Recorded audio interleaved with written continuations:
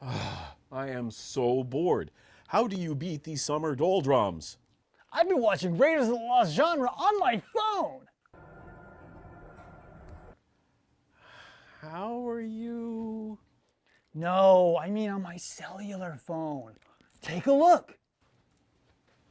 Whoa! This is awesome! Yeah, just download YouTube and cram that into your eye holes.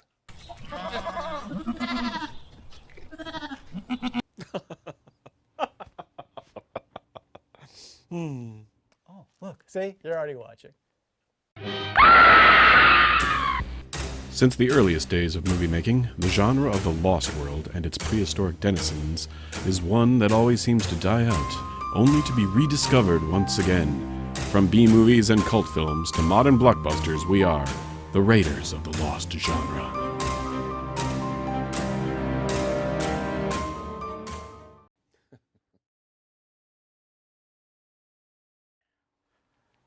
Dave, Scott, welcome back to Raiders of the Lost Genre. Today we are once again taking a trip to the world of Ray Harryhausen with the Golden Voyage of Sinbad. And Sinbad in this one, from the 1970s, is played by none other than John Philip Law, a.k.a. Calgon from Space Mutiny. Right, and which is nice, but also, you know, for something serious, diabolic. Diabolic, yeah, and we've got Carolyn Monroe as the love interest, and Tom Baker, Doctor Who number 4, as the villain, really hamming it up, and it's a lot of fun. And of course, above it all, it's got a Lost City. It's got amazing stop motion visual effects by the master Ray Harryhausen. The guy. Yeah, the guy himself. So yeah, I mean it's pretty awesome. Oh, and the accents are impeccable. Okay, so that's the thing. Like within this time frame, you can do one of two things, right? You can say, throw the baby out with the bathwater. However you talk is how you talk. Right. Sinbad, guess what? You're Patrick Wayne and yee-haw, right? Right. Or you have to like everybody knuckle down and try. What? Everybody tries in this one. It's full turbans, full accents, Yikes! Like, but lots of cleavage. So that's a plus. Calgon, take me away. Shall we?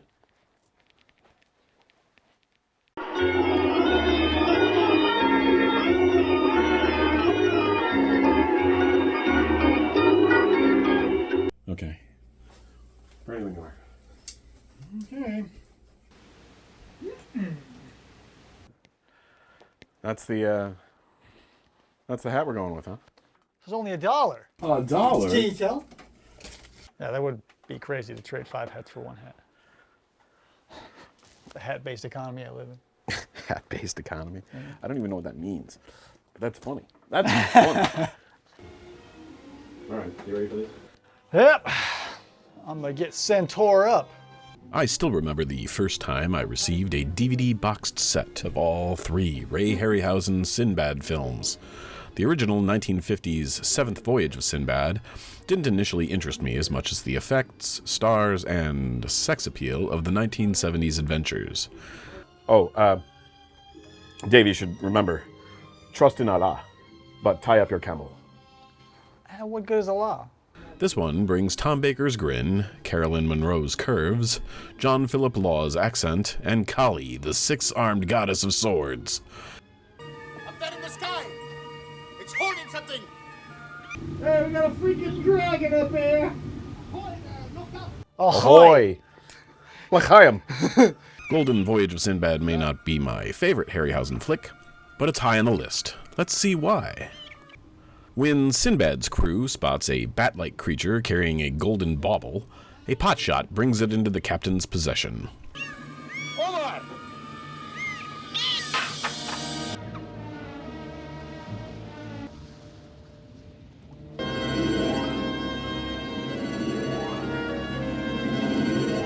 What do you think, John?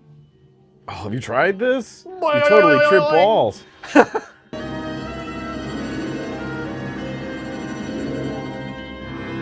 Oh man, I'm seeing colors. I'm seeing like multiple eyeballs and boobs and stuff. You gotta try this thing, That's man. like what's her face's stand-in from the other Sinbad movie. Just about. What's her name? Jane Seymour. Yeah. Bad storms and funky dreams take his ship off course to Moravia.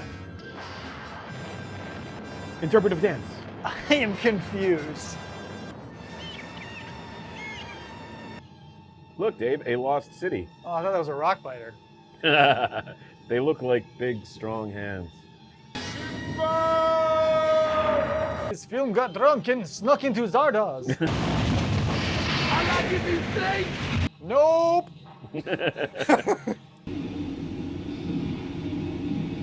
Old-timey movie rain is totally fake, but I buy it. Captain, she's running before the wind. This is the worst wet t-shirt contest I've ever seen. Seriously, like no one even filled out a form. Captain, he who walks on fire will burn his feet. Oh, Do not eat the yellow snow, Captain. This guy's nailing it.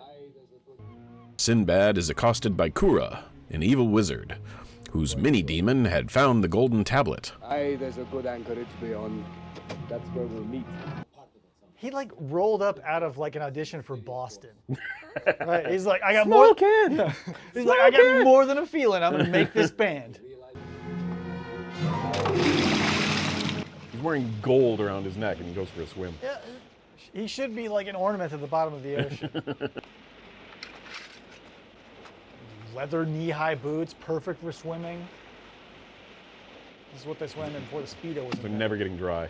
No, he's gonna be wet until he dies now. You are also a thief, and a thief is a king until he is caught. Oh, I see by your outfit that you are an Arab. You can tell by my accent that I'm an Arab too. Sinbad escapes only to meet the city's vizier, himself the victim of Kura's black magic. He learned his spells from books from Barnes & Noble. See the Avon edition of the Necronomicon? He ordered it. He now wears a golden mask to cover his roasted face. There you go, Captain. Just take it anytime. There you go. Oh, almost got it. There you go. Thank you, sir. How long do you want me to hold this thing? You spoke of two things bequeathed to you. The vizier shows Sinbad a second golden piece that Kura covets. The whole puzzle is still missing a third tablet, but Sinbad surmises it makes a nautical map to a magical prize on the lost continent of Lemuria. Power. Absolute power. I mean, pot calling the kettle black on that one. You gotta wear a mask. Yeah, when the little gargoyle goes back to the sorcerer, he's like, they were talking mad shit about you, bro. Oh! Don't you see it? The meridian? And there are shoals? And the island? It's a chart, Grand Vizier. A nautical chart. How many movies have we watched where the map was a thing? This and the breasts of Shiva? Quartermain? Oh, right, yeah, that's true. Like when the map is just like a thing you can hand to someone and yeah. it doesn't look like anything? It was pretty cool when they do that stuff. Seriously.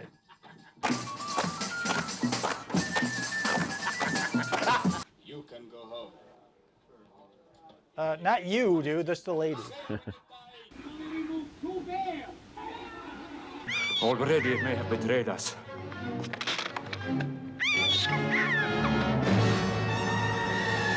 This demon will self-destruct in 5 seconds. It's the smell of fall. It's great. Cinnamon, nutmeg.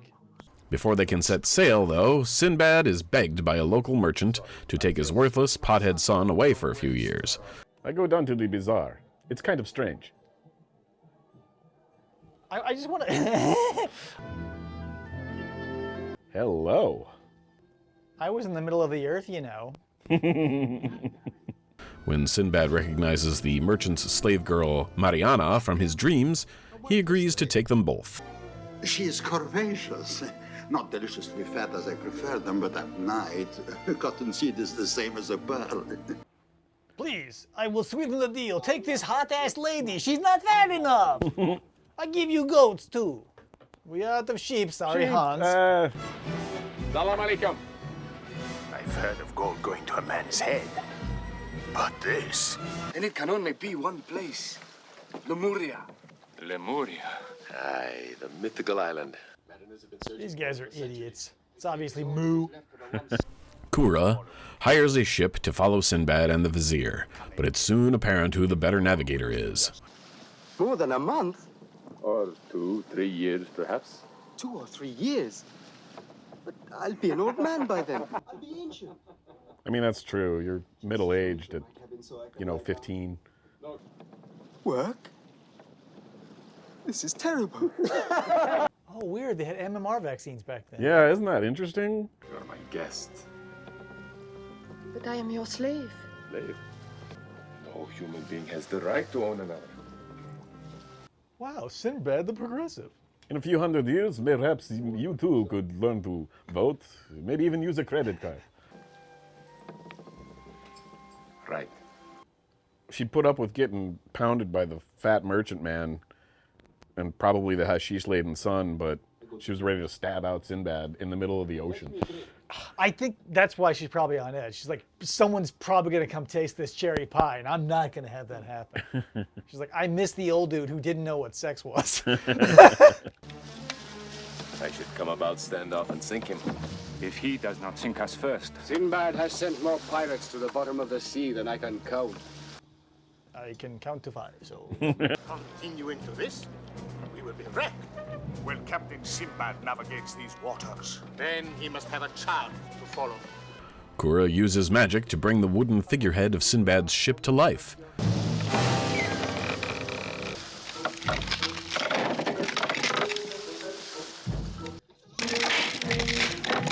Another few minutes and it might do something! It just feels good to stretch after so long. Jesus. 10 million years! This will give you such a crick in the neck. Oi! I got an axe to grind with you.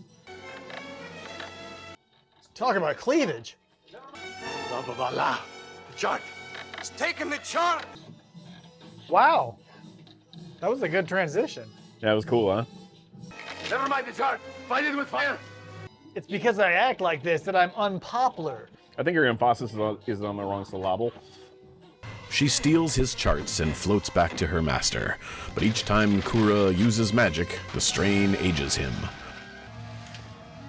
Her face, it's aged. Because all he did was walk in and see the backside of someone who could have been doing something wildly different. I came when I heard your cry. Knock next time, knock! Then you know. Look, see what they have done to you already. Oh my god, you're right. I'm just gonna give up black magic. Fuck this. Despite this, he makes a new winged homunculus to do his evil bidding. The Mai Tai is almost done being mixed. Mega drunk over here.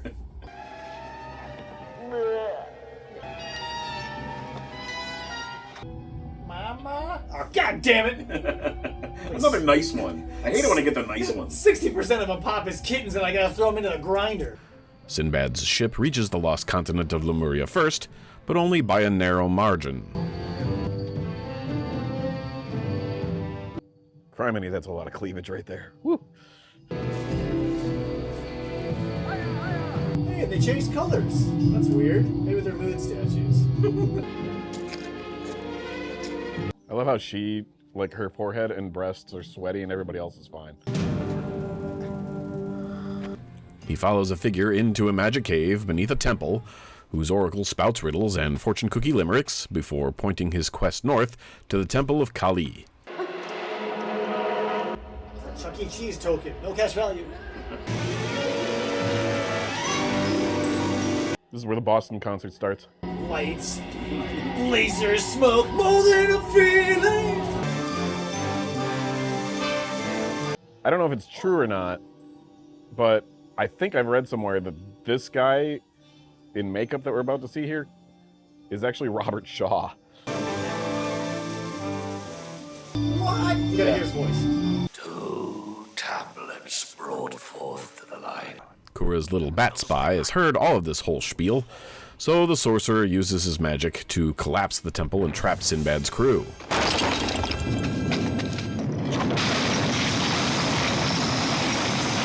Captain! Yeah?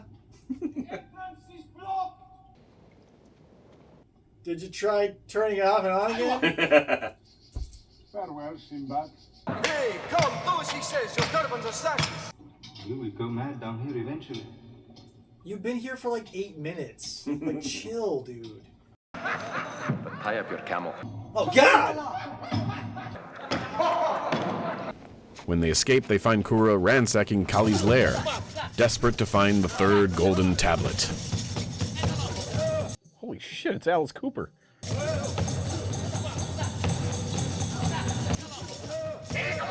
Mighty Kali, Oh, you walked into Cooperstown. make obeisance to me. All right, Kali, you know what to do. Start killing people.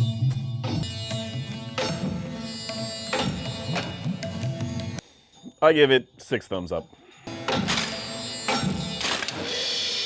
So we're just gonna go have sandwiches then while you hang out, or Right, like, what do you do after that? Like, kick off your mask and sandals and Netflix? Hope you guys like wraps and hummus. Meanwhile, that day for night.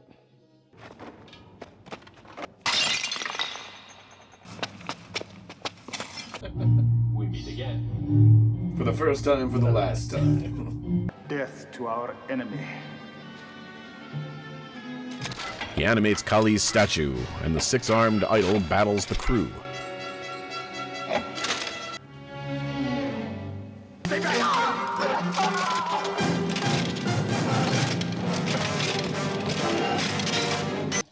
As much as I hate to say this, the Patrick Wayne fights were a little more believable.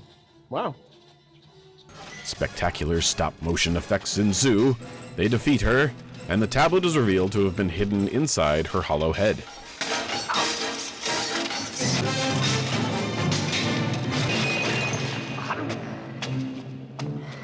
Their golden tablet. It was inside the statue the whole time.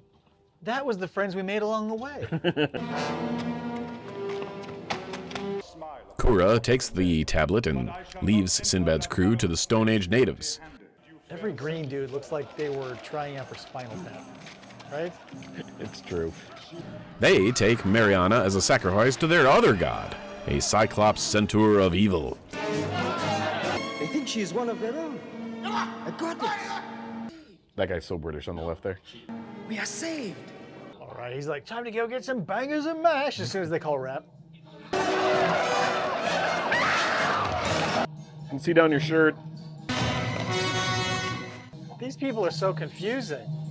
Listen, they've got a different, like, reaction written into their Bible for everything that they see.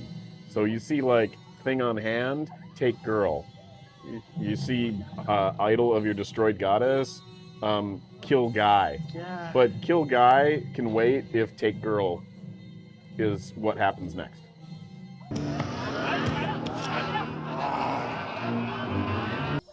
It's the Stankor. He looks like a one-eyed Lou Ferrigno. Definitely. Bet that guy's hung like a horse. It'd be really hard to find because he's so quiet. Take off your mask. Uncover your face.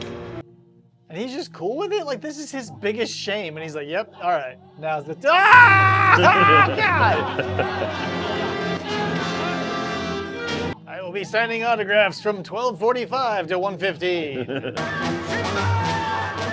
Sinbad escapes, rescues Mariana, and finds Kura at a magic fountain, having already converted the first golden tablet into magical youth-spouting skin cream. Back in Carlsbad again. Oh, God, we made it all the way back to where we started. Now we can get this movie going. Frighten you, huh? That scene rocks. I could have used a bit of a bolder scene, but I like how each cave has its own, like, colored light bulb. I want to know when they get to the blacklight one. it's when you like start hearing smoke on the water. Yeah, totally. You just hear dun, dun, dun, dun, dun, dun, echoing from a distant corridor. The centaur attacks, but the good guys are defended by a griffin.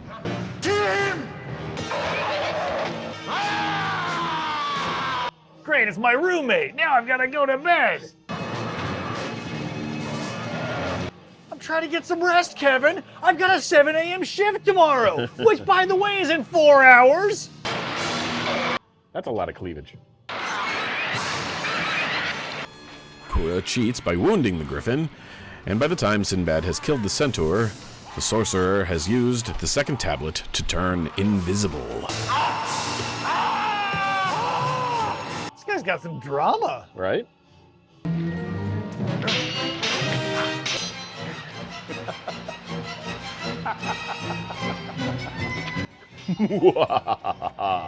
Just stab near the end of the sword, right? Like, Sinbad duels and defeats him anyway, and gives the third prize, a crown of untold treasures, to the vizier, which heals his face. Oh, that's a lot of blood. That's more than a few liters. I gotta admit, that's oof. more than a few liters. More than some liters. Crown of untold riches. And his neck finally snaps because of the weight. It's so much weight. Fulfilled, they all return home. Sinbad, why did you do it? Give away a whole kingdom? Why, he's even told who he must marry. Yeah, if it came down to like motorboating her or like being a king, I'd be like, here's your crown, sir. With that rope. Don't worry. I always trust in Allah. But tie up your camel.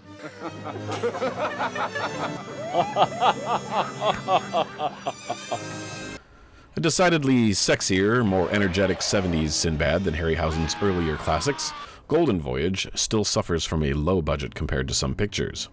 Regardless, it's colorfully shot with a menagerie of stop-motion monster effects from Maestro Ray Harryhausen. Filmed in Malta, with Hammer starlet Caroline Munro as the sex appeal and Barbarella's John Philip Law as the questionably accented Sinbad, Golden Voyage raked in millions over its tiny budget. Tom Baker's turn as Kura got him the fourth Doctor gig on Doctor Who, while Harryhausen went on to cast Patrick Wayne for one final Sinbad tale. It is as the Oracle foretold.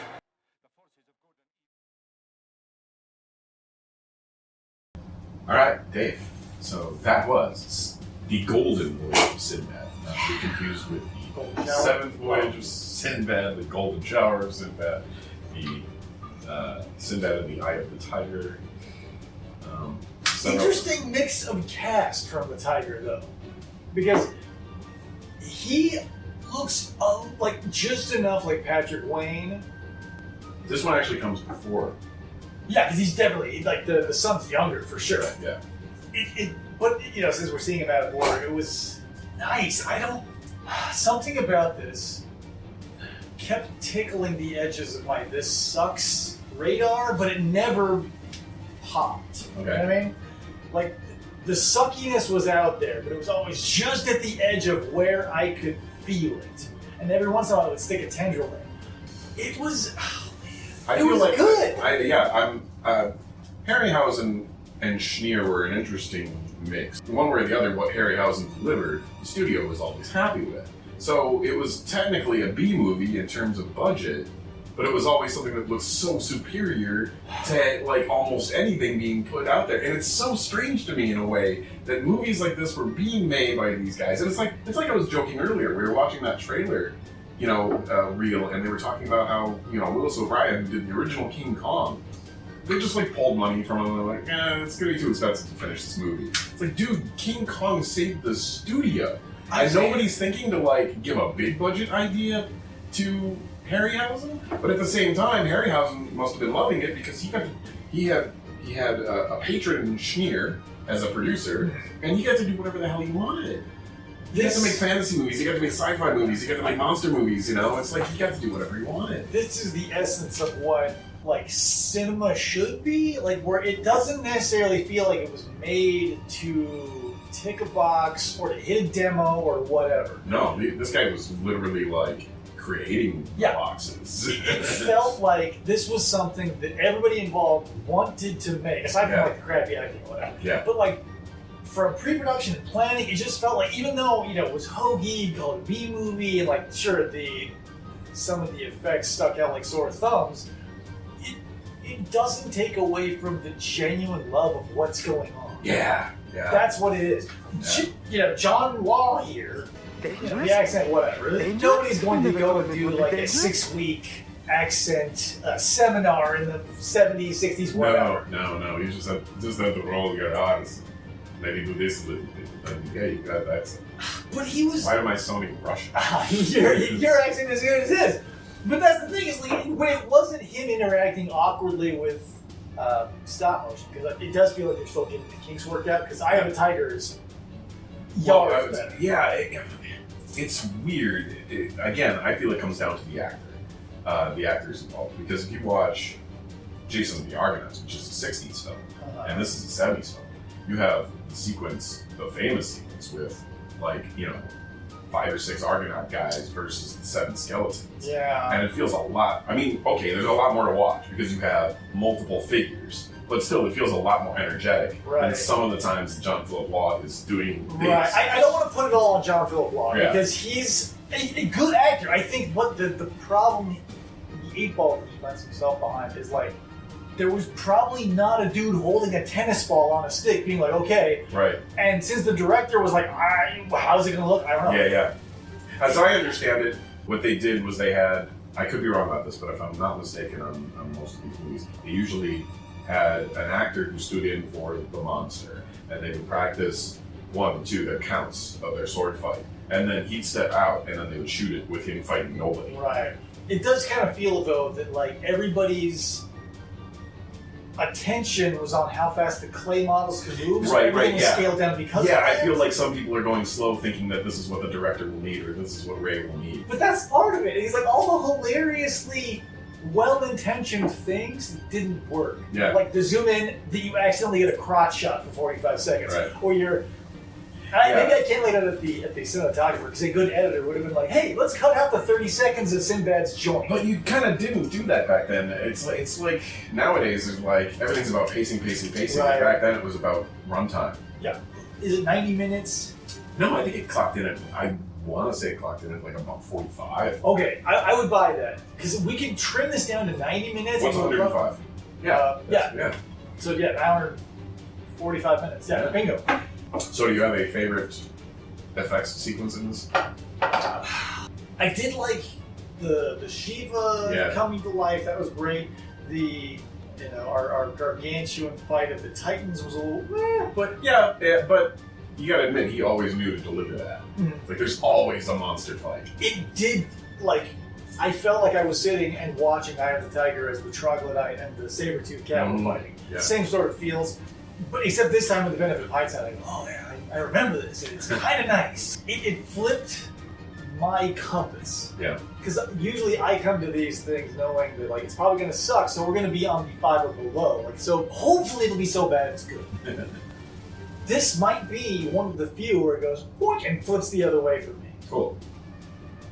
And that being said, this may be unprecedented. It's probably if we're going to pull out the sheeple meter and nail it down, it's like a 7. Nice. It was good. Yeah. That's the thing. It wasn't it was hilarious. Because the things that were bad were sort of hilariously bad. They didn't take away from the quality. Right. It was good, not great. It's enjoyable, not fantastic, and not so bad you want to go and show someone and be like, look how shitty this is. Right. I would show someone and be like, hey, if you like Sinbad, John Philip Law, anything involved in this, it's worth the price of admission because they're all a 7. That's good. It's passable. Oh yeah. It's interesting. You hear an awful lot of modern filmmakers talk so lovingly about the Harryhausen films, but they usually are discussing the ones they grew up with, which were the 50s and 60s movies. So it's like Seventh Voyage of Sinbad I really like, but it still feels very cheesy Hollywood 50s costumey to me, where it's everything just looks a little too nice and polished. And so I don't always like some of his early stuff compared to the stuff I grew up with, which was some of the 70s and 70s stuff getting into Clash of the Titans. I feel like some of the 70s stuff is looked down on because it's not as classic somehow. But it feels more genuine though, because when you watch all the 60s and 50s shit that we've watched, where everybody their hair never moves and all the women are always perfect looking. Mm-hmm. You want somewhere between that and a filthy hobo on the street. And what brings that perfect melding to mind is the good, the bad, and the ugly. Yeah. Where everybody's hideous. The clothes aren't filthy, but they're camera dirty. Everybody's legitimately sweaty, and you could it looks like something that people would actually wear instead of like. It's a little bit more dynamic, a little bit sexier, a little bit more, a little bit edgier while still being a family film. Yeah, like these are like reality through Vaseline. Right, yeah. All right, so you gave it a 7 on the official sheepometer presented by Hands. For me, this is an 8. This is one that I grew up with, and I have a deep, abiding love for.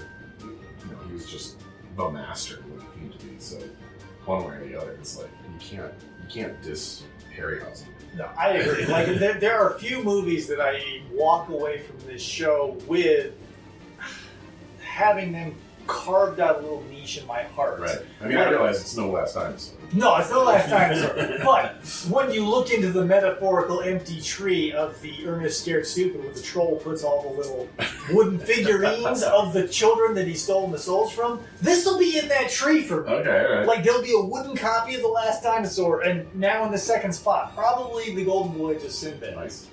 Every second he was on screen, I kept thinking, yes, Calgon, keep taking me away.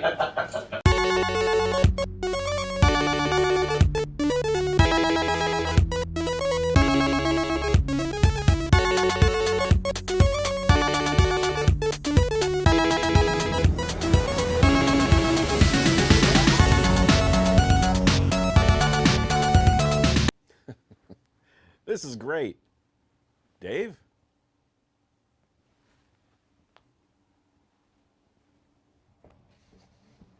Dave?